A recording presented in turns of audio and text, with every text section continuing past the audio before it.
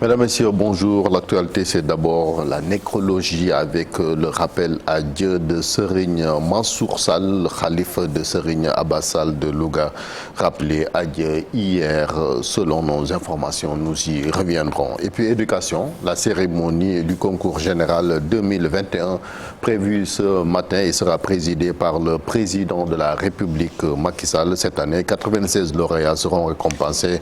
L'élève Ndaye Awa Sarr a été donc désigné meilleur élève du Sénégal. Elle est en série S.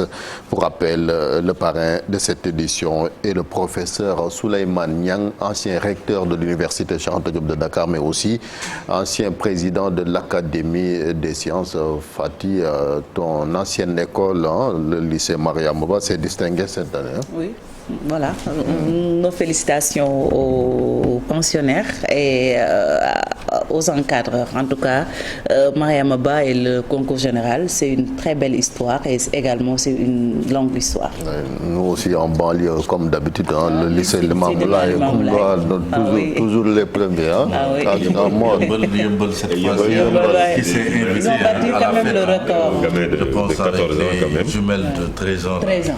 Il y a un autre gamin de Yemol, âgé de 14 ans, qui a décroché le baccalauréat. Mbacké aussi, ils ont fait de très bons résultats. Oui.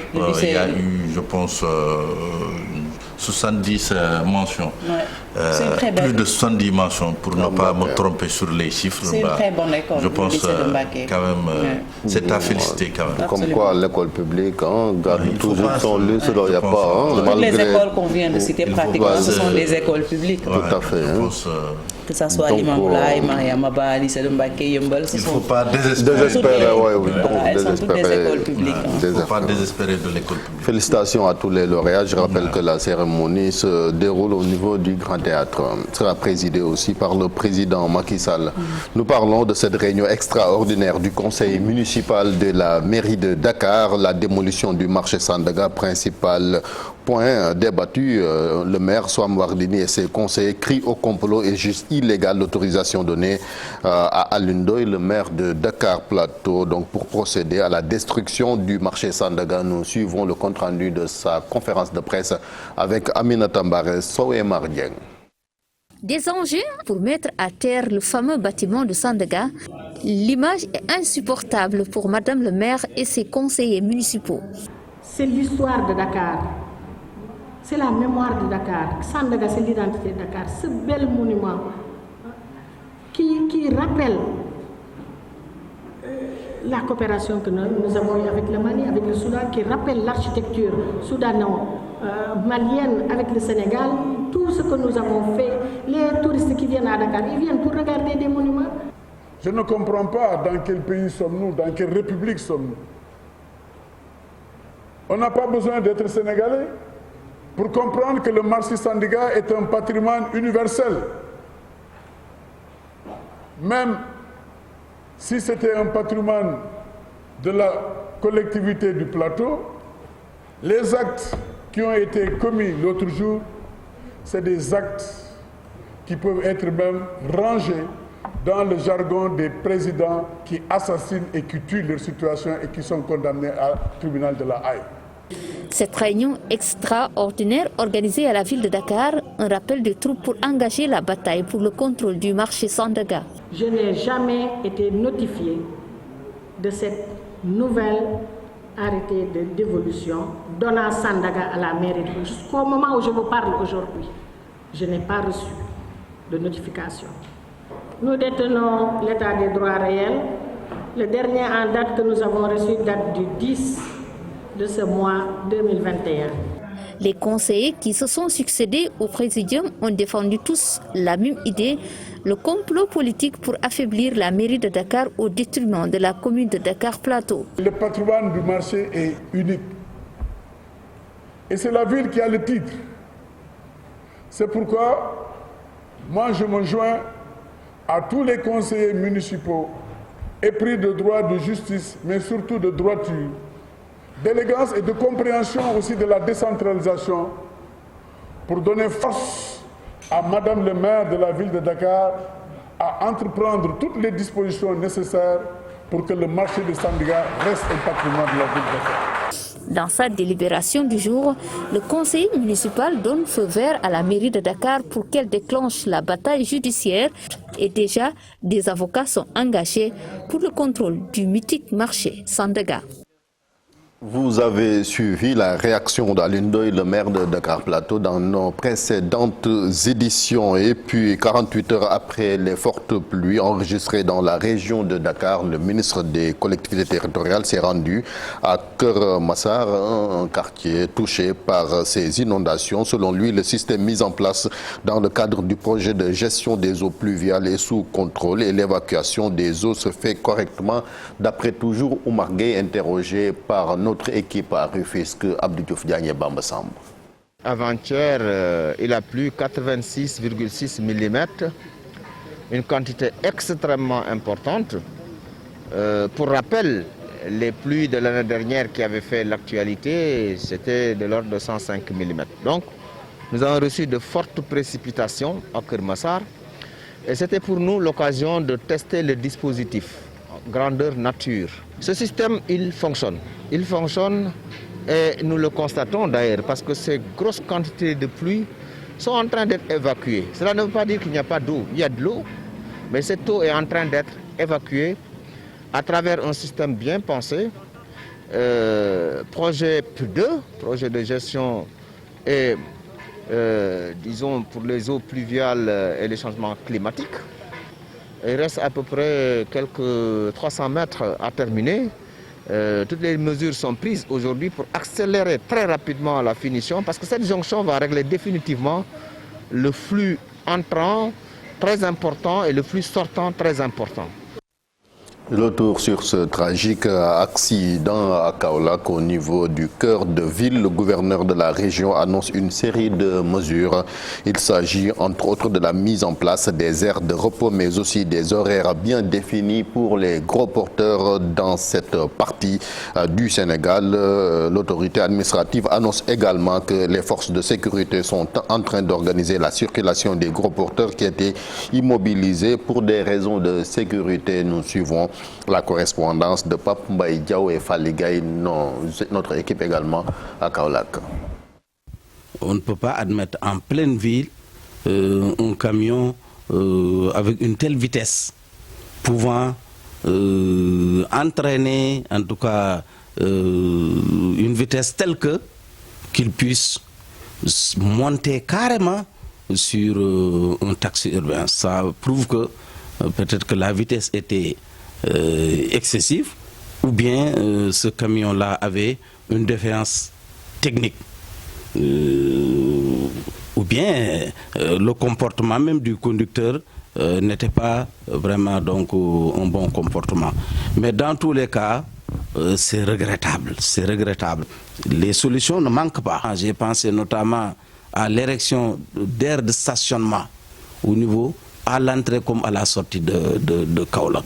Et à partir donc de cette aire de stationnement, essayer donc de réguler la circulation de ces gros porteurs-là à travers Kaolack, notamment sur la RN1. Donc à part cette deuxième solution, aussi on a proposé une troisième solution aux plus hautes autorités, c'est-à-dire de prévoir dans le projet de construction de l'autoroute Mbour-Kaolack une bretelle pour pouvoir contourner. Tout à l'heure, j'ai demandé à la police, à la gendarmerie, d'organiser en tout cas la circulation de ces camions-là pour traverser Kaolack de part et d'autre, pour lancer un appel à l'apaisement. Compte tenu du fait que le Sénégal et le Mali sont deux pays liés par l'histoire et la géographie, et même par le sang. Et puis l'événement, c'est le tirage au sort de la CAN 2022 au Cameroun. L'équipe nationale du Sénégal va connaître ses adversaires de poule. Ce sera ce mardi à l'issue du tirage au sort à Yaoundé au Cameroun. Placés dans le chapeau, les lions, dans le chapeau 1, les lions qui visent le sacre ne devraient pas faire donc de fixation sur un adversaire selon un technicien interrogé par Acher Sadibou Diarra. Pas d'appréhension pour le Sénégal au tirage au sort de la phase des poules de la CAN 2021 ce mardi au Cameroun. L'équipe nationale de football, leader au classement FIFA en Afrique et membre du chapeau en compagnie des grandes nations africaines des 5 dernières années, peut voir venir. Déjà, on est dans le chapeau 1, donc c'est sûr qu'on va éviter de grandes nations de football. Mais en face, derrière, il faut dire que au niveau des Coupes d'Afrique, les dernières Coupes d'Afrique qui se sont passées, on a vu que le nivellement du football africain par le haut est en train de se... On ne peut plus parler de petites nations de football. On l'a vu, il y a des équipes qui viennent de se qualifier pour la première fois, les Comores, je pense. Mais il faut prendre toutes ces équipes-là très au sérieux. Donc... Groupe facile ou difficile, l'essentiel est ailleurs pour le Sénégal. Faire honneur à son statut de prétendant au sacre continental. Quel que soit le tirage, il faut d'abord bien préparer cette CAN-là. Donc il faut bien la préparer. Ensuite, entrer de plein pied dans cette CAN. Parce que, quoi qu'on puisse dire, le Sénégal va avoir l'étoffe d'un favori dans cette compétition-là. Donc, il ne faut pas se cacher. La composition des poules va être connue ce mardi depuis Yaoundé au Cameroun à partir de 18h. La phase finale, c'est du 9 janvier au 6 février prochain. La dernière occasion de titre pour la génération de Cheikhou Kouyaté. Et puis en plus bref, basketball, le ministre des Sports va procéder à la remise du drapeau national aux Lions du basket. Ce sera ce matin au niveau de Dakar Arena. C'est donc en perspective de l'Afro-Basket qui va se dérouler à Kigali, c'est au Rwanda. À l'actualité internationale, c'est avec vous, Modou Fall. Le Niger, les fortes précipitations ont entraîné, Chérif, une nouvelle flambée de choléra. 600 cas ont été recensés sur l'ensemble des régions touchées, 400 guéris et 19 décès, 159 personnes sous traitement, des centres de prise en charge installés un peu partout. Incendie après la Grèce, la Turquie et l'Algérie, le nord du Maroc est à son tour touché par des feux de forêt. C'est depuis dimanche que ces incendies ont été déclarés et favorisés par des fortes chaleurs et du vent. Plusieurs régions du pays enregistrent ces derniers temps des températures allant jusqu'à 49 degrés Celsius. En France également, un violent incendie s'est déclaré dans le sud du pays. Des milliers d'hectares cramés malgré les centaines de pompiers mobilisés. Les flammes continuent de faire des dégâts puisque les conditions météorologiques ne sont pas favorables. Des touristes sont également évacués. Et nous parlons d'Afghanistan. La prise de Kaboul ce dimanche par les talibans pourrait avoir des conséquences désastreuses sur le Sahel. Telle est la conviction du colonel Mamoudou Hadj, désormais à la retraite, celui qui a justement travaillé sur l'Afghanistan lorsqu'il était stagiaire à la 82e division aéroportuaire américaine. Analyse de la situation qui prévaut dans ce pays et il nous parle d'un échec des États-Unis. Il est avec Marcel Farbo-Maron et Tierno Laurent Mendy. Les talibans ont repris Kaboul dimanche 15 août 2021, 20 ans après la chute du régime. Une victoire pour ce mouvement fondamentaliste islamiste qui pourrait se répercuter sur la bande sahélo-saharienne dont quelques pays sont frontaliers avec le Sénégal. Quoi que l'on fasse, il y aura une connexion entre l'Afghanistan, Daesh, en Syrie normalement, notamment, et le Sahel. C'est là où c'est important pour nous.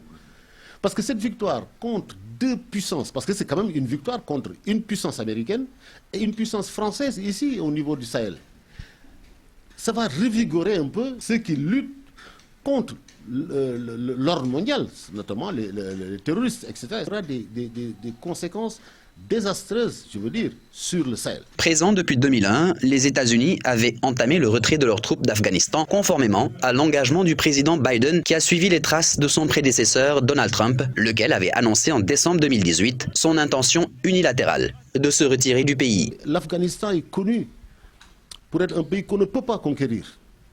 Donc les Américains vont faire l'erreur que je crois, sans référence historique, Napoléon avait fait sur la Russie, que Hitler avait fait sur la Russie. Parce que les pays qui ont une profondeur stratégique extraordinaire, les talibans, vous pouvez les battre, ils partiront et ils reviendront. Et c'est ça la profondeur stratégique. Ils ont une grande profondeur stratégique et c'est un pays enclavé avec plusieurs frontières. Donc il est difficile de contrôler ce pays. On peut dire aujourd'hui que l'engagement américain est un échec. C'est un échec comparable à celui du Vietnam. La situation, elle, ne semble pas s'améliorer. Ce lundi, les forces américaines ont été visées par des tirs à l'aéroport de Kaboul. Des militaires ont abattu 2 hommes armés qui les ont pris pour cible sans toutefois que l'on ne sache s'ils sont talibans ou pas. Et selon des responsables américains, au moins 7 morts ont été notés dans le chaos de l'évacuation de l'aéroport de Kaboul. 7 morts notés dans l'évacuation donc des talibans ou des Afghans lors d'évacuation. Donc toujours la réaction de Joe Biden qui menace les talibans d'un usage dévastateur de la force s'il perturbe les opérations d'évacuation. Seul l'aéroport de Kaboul reste sous contrôle des soldats américains. Présentement, des milliers de personnes cherchent à quitter le pays. Mais pour Joe Biden, la réponse américaine sera rapide en cas d'attaque des talibans. C'est tout pour cette page internationale, Chérif Dia. Merci beaucoup, Modou Fall. Moi, vous avez suivi ces images quand même spectaculaires qui nous viennent de Kaboul avec l'évacuation des étrangers, mais aussi des jeunes Afghans surtout qui ne voulaient pas aussi être laissés en rade. On l'a vu surtout avec cet avion de l'armée américaine, quand même, c'est spectaculaire. Ces images sont choquantes, ça montre le degré quand même de gravité de la situation qui prévaut en Afghanistan. Des hommes obligés de s'accrocher sur les rampes d'un avion, sur les ponts d'un avion pour pouvoir voyager aux États-Unis. D'habitude, cet avion militaire prend 122 parachutistes. On s'est retrouvé avec un nombre de 650 personnes à bord. Donc c'est pour dire que les gens veulent fuir le pays. C'est le sauf qui peut parce que les talibans n'offrent pas des garanties d'une vue sûre. C'est dans l'entendement de beaucoup d'Afghans, ils vont encore vivre la galère. Donc mieux vaut quitter le pays quand il est encore temps. Et c'est dommage pour cette région de l'Asie du Sud-Est. Merci beaucoup, Mor. Mesdames, Messieurs, c'était tout pour le bulletin d'information. La suite d'infos du matin, c'est avec vous, Fatih. Merci beaucoup, Chérif et Mamadou Fall, pour le premier bulletin de la journée. Rendez-vous à 8h pour la version Wolof. Tout de suite, la revue des titres avec Mortala Gaye.